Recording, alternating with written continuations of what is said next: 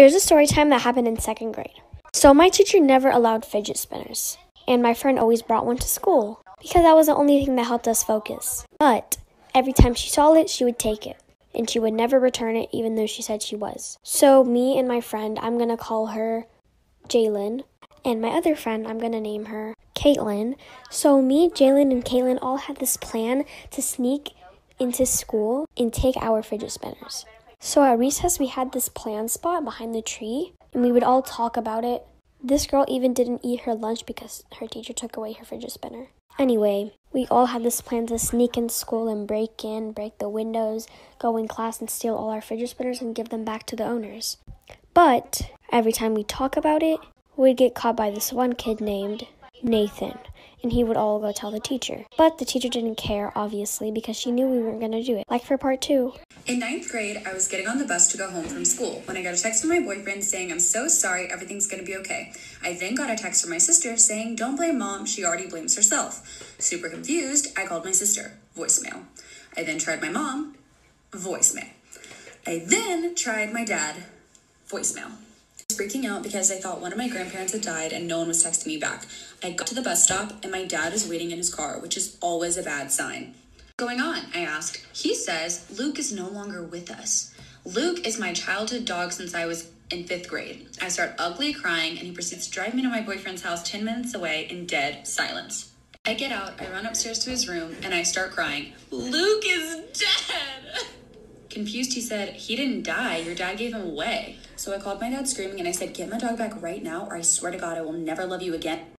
This is why you should always trust your parents. In 1990, a father and his 15-year-old son worked together at a gas station in Florida. One night, the boy was sitting outside on a break when he saw a crazy-looking woman walking towards the store. They were in a high-crime area and it was very late, so the boy turns around to look through the glass at his dad to see what he should do. His dad took one look at the woman and just shook his head, "No, do not help her." The woman walks up to the boy and says, "Hey, my car's broken down, can you give me a ride?" Before the boy can answer, his dad bursts outside and says, "You need to leave here immediately."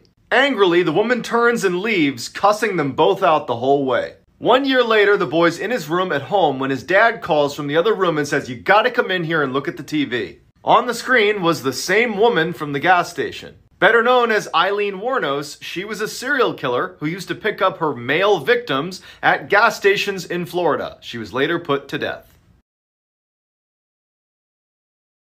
This officer talked this suicidal man out of taking his own life 8 years ago, and they just reunited, and it's the most wholesome thing you'll ever see. Back on March 11th, 2005, Kevin Berthia was about to take his life by jumping off of the Golden State Bridge, when all of a sudden he heard the voice of Kevin Briggs calling out to him from above.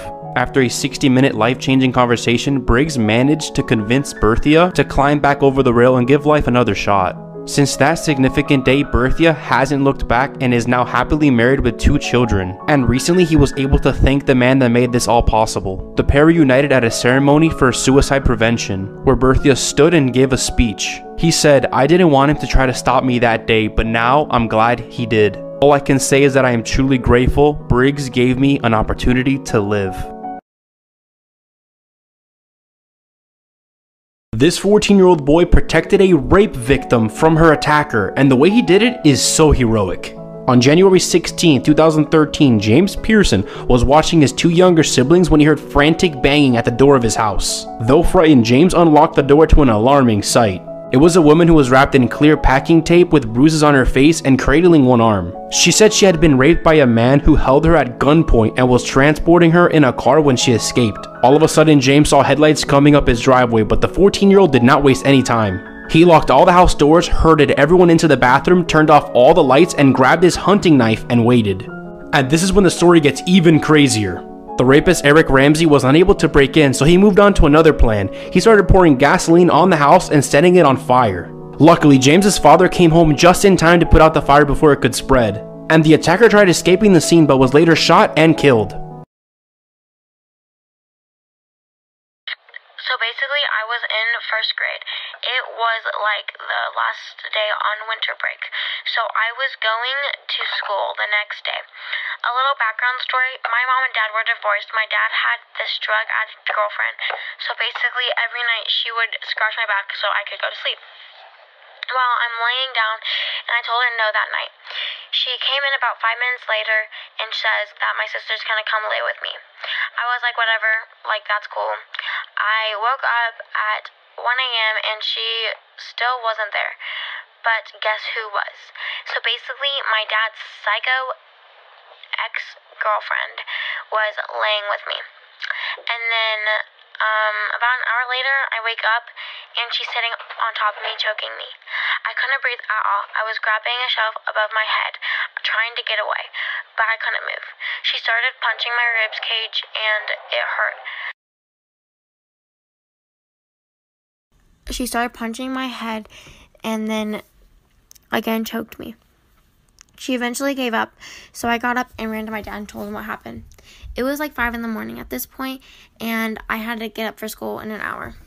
So my dad gave me coffee and told me I was dreaming, and he told me not to tell anybody. They ended up breaking up, and he also lost custody of me and my sister. So they ended up breaking up, and he told me that she actually did do it, but he just didn't believe me at the time. So about a year later, my mom knew something was wrong. I told her what, and she took me to fill out a police form. They said they didn't have enough proof to make it to court, and that I didn't have any marks. So again, no proof. I never got any revenge. She didn't get what she deserved, but I'm still a survivor. Anonymous.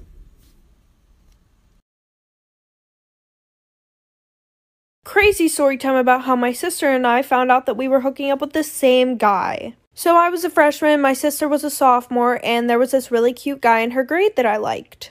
But I could never find a way to talk to him because we weren't in the same grade and had none of the same classes. And my sister and I were not close at all. Like, we didn't tell each other shit, we didn't really talk to each other or anything. So by that being said, we never told each other about the boys that we liked. We just didn't have that bond. Well, track season came around. So they called all the people down who wanted to do track, and I saw him walk past my classroom window, so I decided to go too. So I signed up for track, and him and I started to talk a little bit. We exchanged numbers, and he was popular, I wasn't, so he didn't want to be seen with me. So after attendance, we would go to this graveyard right by the track and hook up. Well, the next day we had a meet at our school. So him and I went to the graveyard, hooked up, and that's when it started getting crazy, like for part 2. Part 2. So on our way back from doing our thing, we had saw a group of kids that were behind this bush, and they were chiefing. And we didn't think that they saw us because we were like, oh, they're just smoking, like whatever. So I go back to the meet, everything is good until the end of the meet. One of my best friends sends me this picture that I guess somebody posted on their story, and it was a picture of me and the kid hooking up. And next thing I know, my sister is blowing up my phone. And like I said, my sister and I didn't have a good bond, so I didn't give a shit what she had to say because I didn't know. So then I got home. And as soon as I walked into my room, my sister was literally waiting there for me. And she's like, what the fuck is wrong with you? Like, him and I are in a relationship. And I'm like, bitch, what the fuck? And she was like, well, it's on the down low, but we're in a relationship. What the fuck is wrong with you? You're a whore. So then she decides to drive both of us over to his house. So we all decided to just stay away from each other. But then they got back together. So I just figured that wasn't fair, and I'm still hooking up with him while they're together. I almost died yesterday. Story time.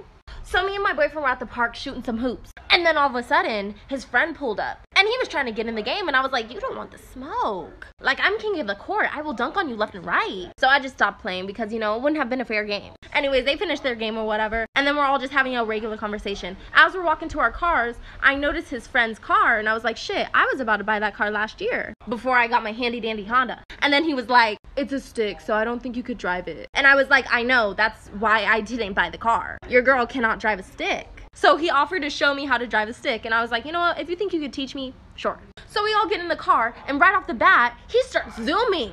Keep in mind, I was in the passenger seat watching what he was doing because he was teaching me. Then he got this bright idea to have me shift the car, and my dumbass agreed with it. While I was shifting, we heard a fat ass boom, and I thought I'd fucked his car up. Turns out, we hit a fucking deer. I thought that deer was done. Bitch, he survived. I'm a survivor, I'm not. I know you guys all wanted a part 2 to my story time. However, every time I keep posting it, TikTok takes it down, saying it violates community guidelines. All my followers know, like, usually when I post a story time, I at least post it within the same day or within that hour. So I feel really bad that I haven't posted part 2 yet. So what I did do is, if you guys go to my Instagram, I posted part 2 onto my Instagram. It's the most recent picture. Just swipe over and then you'll see the story time. Crazy ass story time about how my best friend's parents walked in on me sleeping with my best friend's brothers. And yes, I said brothers. So my freshman year, I became best friends with this girl. And she had 2 older, hot ass brothers. One was in college, and one was a senior. Well, it was Christmas break, and her older brother from college was home. And my parents let me go with them to Florida for Christmas break. They had a super nice beach house, and I was sharing a room with my best friend.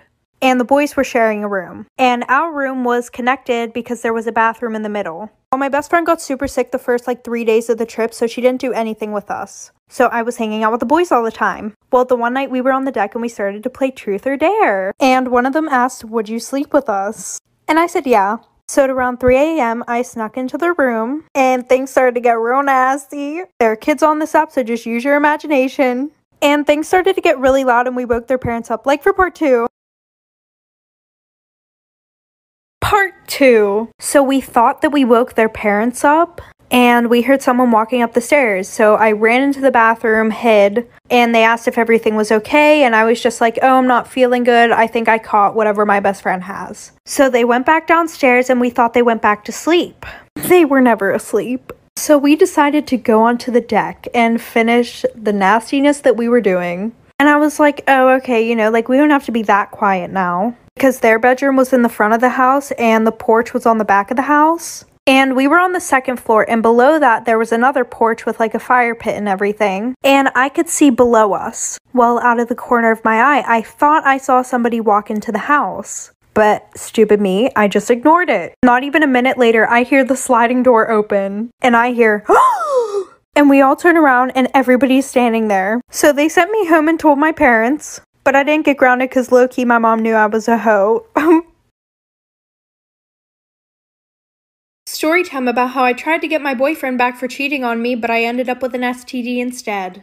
So a little background information. I was dating this guy for about 7 months whenever I was in high school.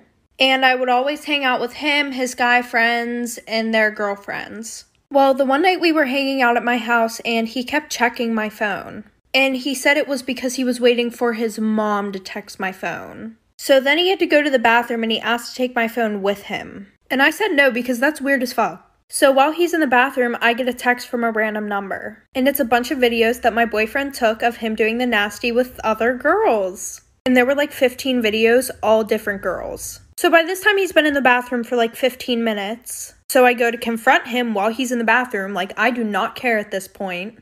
And he's gone. My bathroom window is wide open. My curtains are broken. So then I start to text all of his best friends. Like for part 2. Part 2. So it turns out the person who sent it to me was one of the girls in my friend group. So at that point, every single person in that friend group was dead to me and I needed to get every single one of them back. So like I said, I started texting all my ex's best friends and I asked every single one of them if they wanted to hook up. 4 of them said yes, the other 3 just blocked me. And the 4 who said yes all had girlfriends in our friend group. Well, the girls in my friend group had no idea, so they invited me to their party. And at that party, it was my mission to do the dirty with every single one of those guys. Well, there was this bathroom in the basement, which nobody knew about except the girl whose house it was. So one after the other, I did the dirty with every single one of them in that bathroom. And I made sure to snap a picture or take a video, so that way I could send it to my boyfriend. I know, I'm crazy, get over it. Well, in the morning, my ex's closest best friend came over. Well, I did the dirty with him too, because my ex hated him being around me, because he was known for screwing other people's girlfriends. Okay, there's gonna be a part 3. Part 3. So a week later, I started having some problems down there. So I had my mom take me to the doctors. Turns out I have a fucking STD. And nobody knew about it, at least not yet. Well, my boyfriend came over that same day asking if we could get back together. So I thought, what an even better way to get back at him. Give him what I have. Mind you, I was still hooking up with all 4 of his best friends. And then like 2 weeks later, my boyfriend started talking to me about how he was also having problems down there. And I was like, oh, maybe you should go to the doctors. So after he went to the doctors, he texts me and he goes, yeah, I have an STD. So then I sent him all the videos of his best friends and I said, yeah, I hope you enjoy living with that for the rest of your life. And I also gave it to all of his friends, and then they spread it to their girlfriends. Payback's a bitch.